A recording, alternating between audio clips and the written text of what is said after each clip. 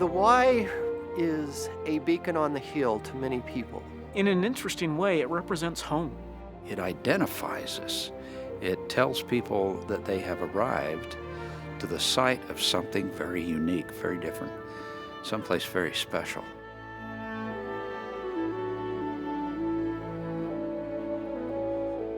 It's 1906, and Brigham Young University as a university is just 3 years old, an institution still searching for its identity. On a spring day, a conflict between the rival classes of 1906 and 1907 would surprisingly lead to the creation of an enduring symbol of unity and identity. The class of 1907 decides that they want to do something to kind of stake their claim. So they go up and they carve a 0 and a 7 on the mountain. That made the senior class mad, and so they went up the mountain and took it down, and they put their own up. So there was a fight between the classes. I believe at one point fisticuffs are actually thrown, and it eventually gets broken up, and President Brimhall decides something has to be done. We're going to do one symbol only, BYU, and this will stand for all of us forever.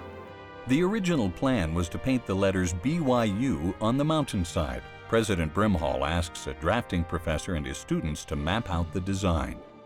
And they went up on the hill with a trenchant and measured the angle. They tested the angle of the slope and the way that a block letter was to appear down here in the valley. On an April morning in 1906, students set out to build the first letter. The Y is a monumental 380 feet tall, slightly larger than a football field. They get to work transporting lime and sand up the mountain.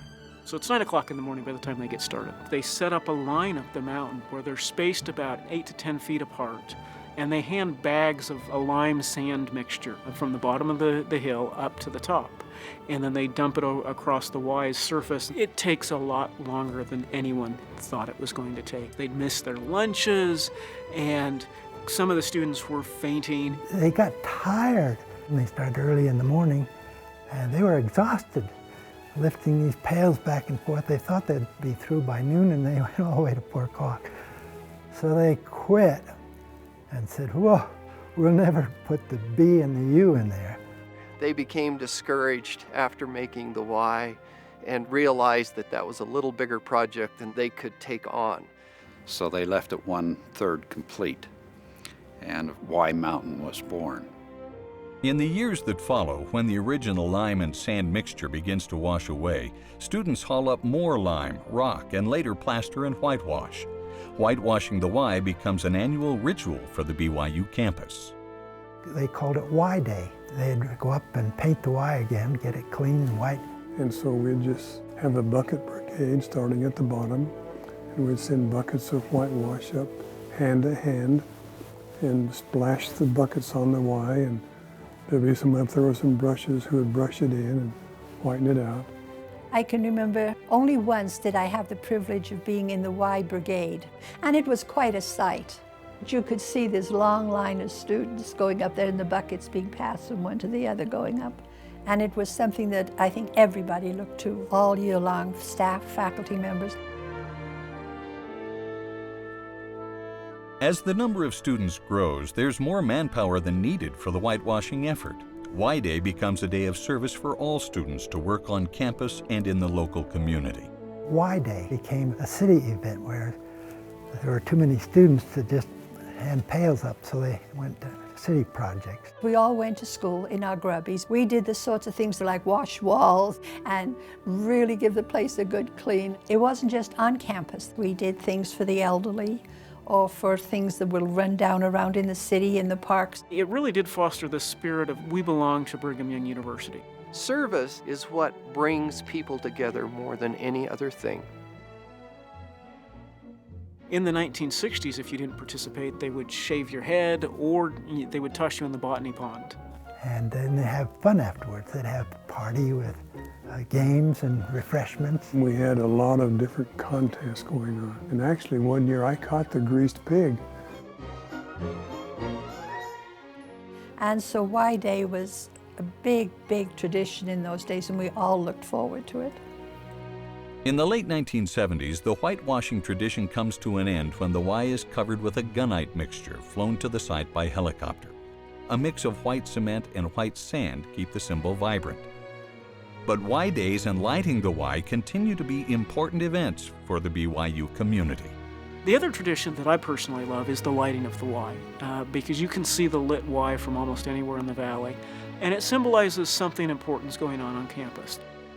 In the 1940s, the intercollegiate knights were responsible for lighting the Y, using clumps of old mattress stuffing dipped in motor oil. We get the mattress stuffing, make little balls dipped in oil, and then we would take those up to the mountain, would put a ball about every foot all the way around, and then we would run up and down the Y and light those balls of fire. And from down here, it looked like one solid fire all the way around it. Then they went from that into the torches. I remember at night, all of the lights would go out in our home. We would look up on that mountain and we would watch the parade of students working their way up with torches on the switchbacks. That was a big thing. In the 70s, we had been denied the request to light the Y, so we prepared strings of lights that would simulate that same aspect of clumps around it.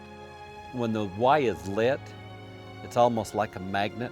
Everybody will see it from down there, and everybody wants to hike up here. We have close to 400 to 1,000 people that hike this every day.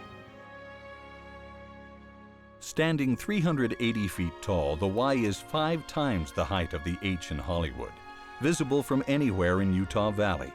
For BYU alumni and friends, seeing the Y on the mountain is more than a geographical marker.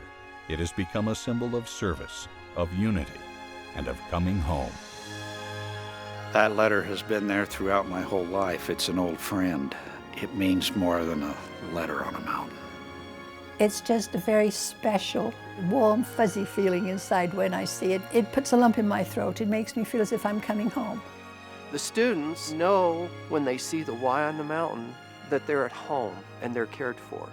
The Spirit of the Y is 33,000 young men and women strong.